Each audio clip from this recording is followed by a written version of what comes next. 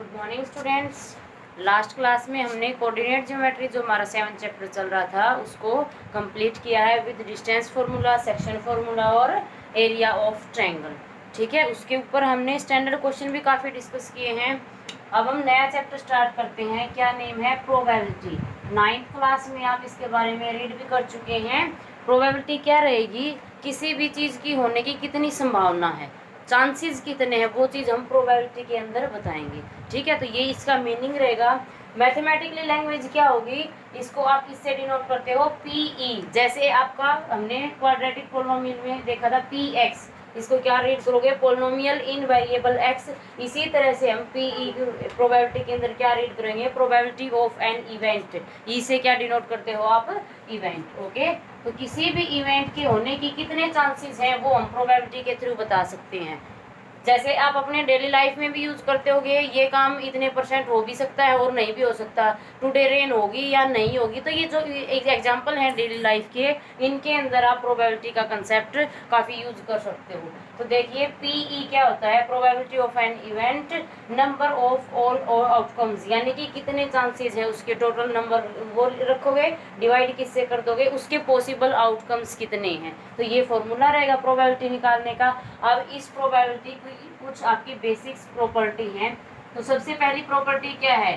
Chances हैं कोई चीज़ happen होगी या नहीं होगी। तो दो ही पॉसिबिलिटी हैं, या तो वो नहीं होगी या फिर आपकी श्योरिटी है होगी। श्योरिटी के लिए क्या हो जाएगा? प्रोबेबिलिटी मैक्सिमम आपको 9th क्लास में भी बताई थी 1 होगी। और बिल्कुल ही नहीं हो रही है, कोई इवेंट के होने की कोई चांस ही नहीं है, तो उसके लिए प्रोबेबिलिटी क्या बोलोगे आप?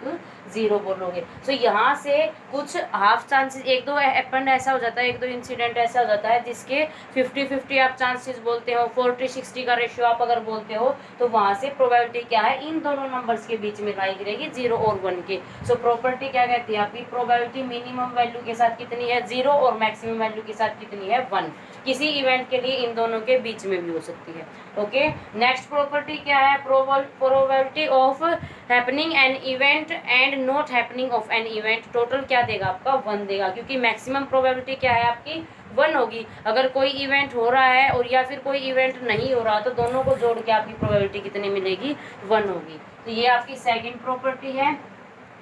नेक्स्ट प्रॉपर्टी क्या है? The probability of an event which is impossible to occur, यानी कि कोई ऐसा इवेंट है जो होना मतलब हैपन होना या फिर उसके बारे में कुछ भी कह पाना इम्पॉसिबल हो, नो वर्ड्स हो आपके पास, तो उसके लिए प्रोबेबिलिटी क्या रहेगी? 0। ओके, और उस इवेंट को, उस टाइप के इवेंट को आप क्या नाम दोगे? Impossible event. इनके पास कोई भी चांसेस नहीं है इस चीज़ के होने के, तो वो क्या रहेंगे? आपके इम्पॉसिबल इवेंट्स रहेंगे। नेक्स्ट देखिए, व्हेन प्रोबेबिलिटी इज 1, यानी कि किसी इवेंट की प्रोबेबिलिटी एक्यूरेटली 1 आ रही है, तो उस इवेंट को क्या बोल दोगे आप? श्योर इवेंट, या फिर दूसरा नाम क्या हो जाएगा इसका? Certain event. जो आपका इवेंट है, जो भी इंसिडेंट है, वो श्योरली हैपन हो रहा है, तो उसके लिए प्रोबेबिलिटी क्या आ जाएगी? 1 आ जाएगी। नेक्स्ट प्रोबेबिलिटी क्या है? Probability of not having an event, किसी भी इवेंट के ना होने की प्रोबेबिलिटी आप किस में कैसे निकाल सकते हो? 1 minus probability of an happening of an event. किसी भी इवेंट के होने की जो प्रोबेबिलिटी है उसको आप, टोटल प्रोबेबिलिटी कितनी होती है? Maximum probability 1।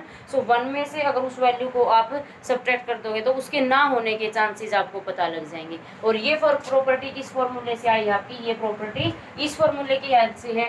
क्या था? पीई, यानी कि probability of happening an event plus probability of not happening an event. इसको आप किससे डिनोट करोगे? PE conjugate. ये पीई के बार ऊपर क्या आ जाएगा? एक बार आ जाएगा जो इसके नेगेटिव को दिखाएगा। Okay, is equal to 1। दोनों को मिला के टोटल प्रोबेबिलिटी क्या बनती है? 1 बनती है। सो यहाँ से आपको अगर एक प्रोबेबिलिटी दी गई है, एक प्रोबेबिलिटी का मतलब है किसी चीज़ के होने के ना होने के चांसेस अगर आपको दिए गए हैं, तो उसके होने के चांसेस आप कैलकुलेट कर सकते हो। अगर इन अदर वर्ड्स किसी चीज़ के होने के चांसेस आपको दिए गए हैं और वो पूछ रहा है कि अगर होने के चांसेस इस चीज़ के इतने हैं, तो आप कैसे कह सकते हो इसके ना होने के चांसेस इतने रहेंगे? तो आप इस फॉर्मूले की यूज से बता सकते हो। ओके, तो ये आपकी बेसिक प्रॉपर्टी हैं जो आपने प्रीवियस क्लास में भी रीड की होंगी, और ये बेसिक कंसेप्ट प्रोबेबिलिटी का है, तो बेसिक नॉलेज रहेगी। ये सिर्फ ये नहीं है आप 10th में प्रोबेबिलिटी रीड कर रहे हो उसके बाद प्रोबेबिलिटी चैप्टर नहीं होगा, तो प्रोबेबिलिटी का जो बेसिक है वो भी नहीं होगा। तो ये बेसिक सा नॉलेज है जो MCQ में आपकी हेल्प करेगा। देखिए अब हम इसके बेस पे एक्सरसाइज स्टार्ट करते हैं। इस टाइप्स के क्वेश्चन है आपके कुछ कंपटीशन में, कुछ क्विज़ वगैरह में, और कुछ एमसीक्यू जो आपका पार्ट रहेगा 1 मार्क्स का आपका 1 वर्ड जो क्वेश्चन रहेंगे उनके अंदर इस टाइप के क्वेश्चन पूछे जा सकते हैं। आपकी एक्सरसाइज का क्वेश्चन देखिए क्या है। कंप्लीट द फॉलोइंग स्टेटमेंट, कुछ स्टेटमेंट दी गई हैं उनको आपने कंप्लीट करना है, यानी कि फिल इन द ब्लैंक्स का आपका एक छोटा सा कंसेप्ट है। क्या दे रखा है फर्स्ट में, प्रोबेबिलिटी ऑफ एन इवेंट, यानी कि probability of happening an event क्या दे रखी है, E plus probability of not happening of this event, उस इवेंट के ना होने की, of the event note E.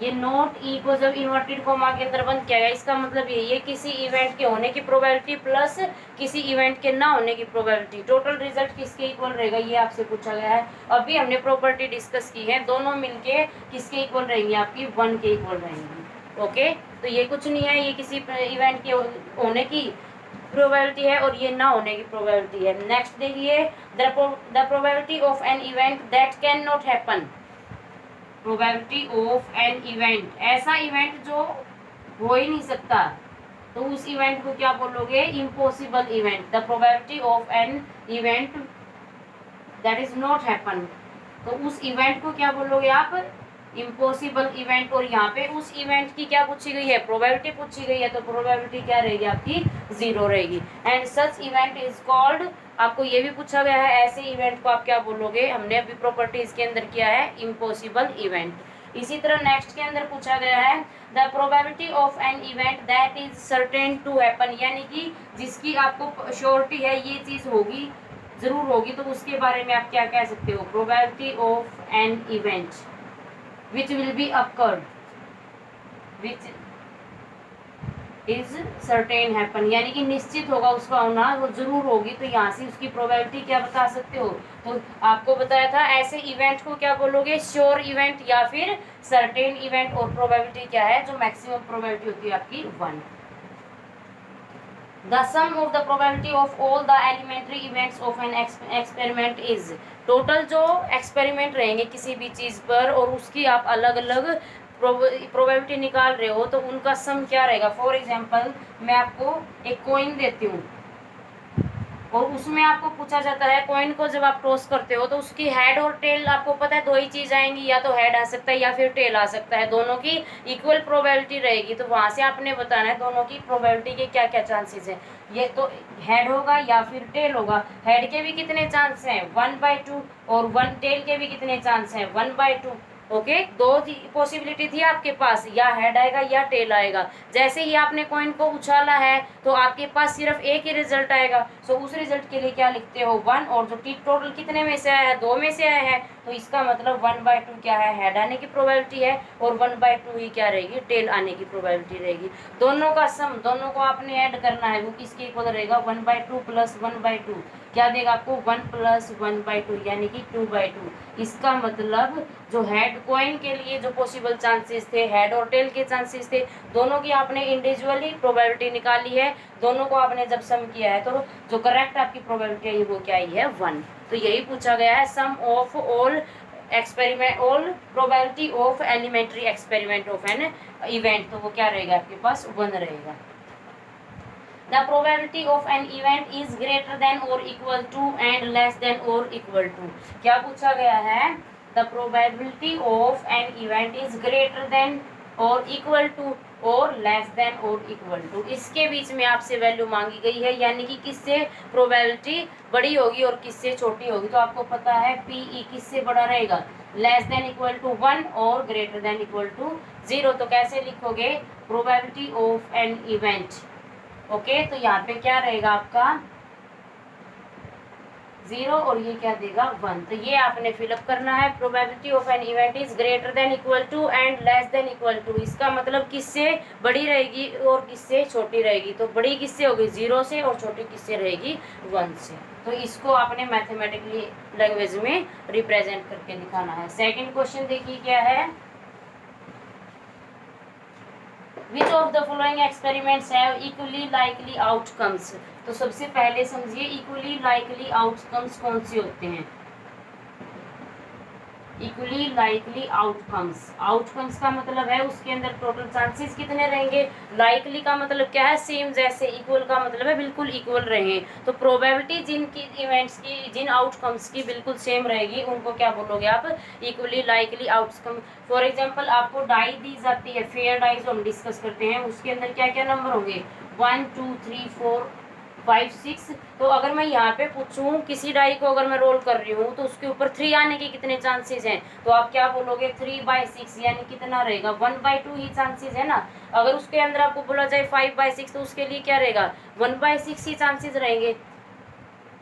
Okay, 1/6 direct chances रहेंगे। तो यानी कि एक जो पॉसिबिलिटी है वो कितने, 6 में से आप कलेक्ट कर रहे हो, तो एक के चांसेस सिर्फ 1 रहेंगे। कितने में से सेलेक्ट कर रहे हो, टोटल 6 में से। तो सबके पास क्या है, इक्वल है। जैसे हमने अभी अभी हेड टेल वाला एग्जांपल किया था, किसी सिंगल कॉइन को जब आप उछालते हो तो उसके हेड टेल आने की कितने चांसेस हैं, जितने हेड आने के चांसेस थे उतने ही कितने टेल आने के चांसेस थे, 1/2 1/2। तो ये क्या हो जाएंगे आपके, हेड और टेल क्या देंगे आपके, इक्वली लाइकली आउटकम्स होंगे किसी भी कॉइन के लिए। तो आपको कुछ एग्जांपल दिए गए हैं।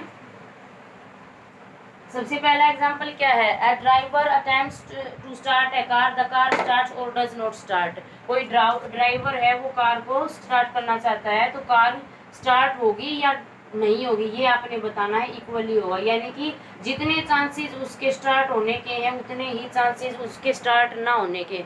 क्या आप कह सकते हो कि जैसे ही आप कार स्टार्ट करने लगे, आपको पक्का पता है आपने ड्यूटी पे जाना है और कार आपकी चलेगी, बाई चांस आपने स्टार्ट करना स्टार्ट किया, आपकी कार को कुछ हो जाता है, खराब ही हो जाती है, तो आपको पहले से थोड़ा ही पता है खराब कार है, फिर भी आप उसको चला लोगे, तो इसके अंदर इक्वली चांसेस नहीं होंगे। ओके, सो इसके अंदर अगर इक्वल चांस नहीं है तो इसका मतलब ये जो आपको इवेंट दिया गया है ये इक्वली लाइकली आउटकम्स नहीं होगा, क्योंकि आपको पहले से नहीं पता है, कार श्योरिटी ही 100% स्टार्ट होगी।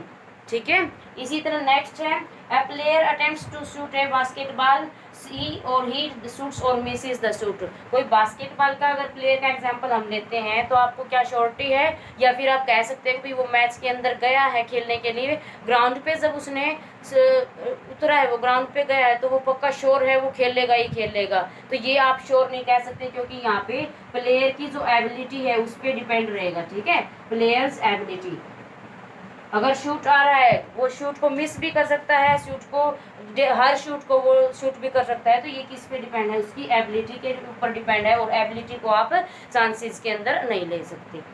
नेक्स्ट देखिए, a trial is made to answer a true false question, the answer is right और रॉन्ग। ये आपका बड़ा इंटरेस्टिंग क्वेश्चन है। The I repeat, a trial is made to answer a true false question, a trial is made to answer a true false question। तो आपसे ही ये question relate कर रहा है, आपको एमसीक्यू 3 क्वेश्चन दिए जाते हैं, उनमें से पूछा जाता है आपको इनके आंसर देने हैं, तो आप या तो उसका रॉन्ग आंसर दोगे या फिर उसका राइट आंसर दोगे। तो इसके अलावा आप कुछ नहीं कर सकते, या तो उसका आंसर आप राइट दे सकते हो या फिर उसका आंसर आप रॉन्ग दे सकते हो। तो ये क्या हो जाएगा आपका, इक्वली लाइकली आउटकम्स हो जाएगा। क्यों, क्योंकि दोनों चीज के लिए क्या है, इक्वल चांसेस हैं आपके, इक्वल पॉसिबिलिटी रहेगी, इक्वल प्रोबेबिलिटी रहेगी।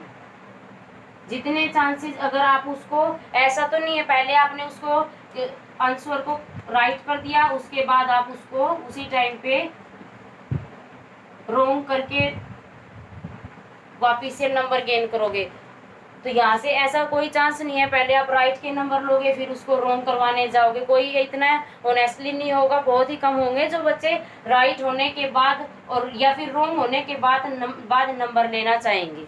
ठीक है, तो इसके अंदर 2 ही चांसेस हैं। नेक्स्ट देखिए, a baby is born, it is a boy और गर्ल। ये आपको अच्छे से पता है, अगर कोई बेबी बोर्न होता है तो या तो वो लड़का होगा या फिर लड़की होगी, दोनों के क्या है, इक्वल चांसेस हैं। तो ये भी क्या हो जाएगा, दिस इज ऑल्सो है equally likely outcome. Okay student, तो ये आपका बेसिक सा है, इसके अंदर आपने पहले इसका बेसिक रीड करना है, प्रॉपर्टी नोट करनी है अपनी फेयर नोटबुक में, और इसके जो फर्स्ट 5 एग्जाम्पल है वो आपने सोल्व करने हैं। Thank you.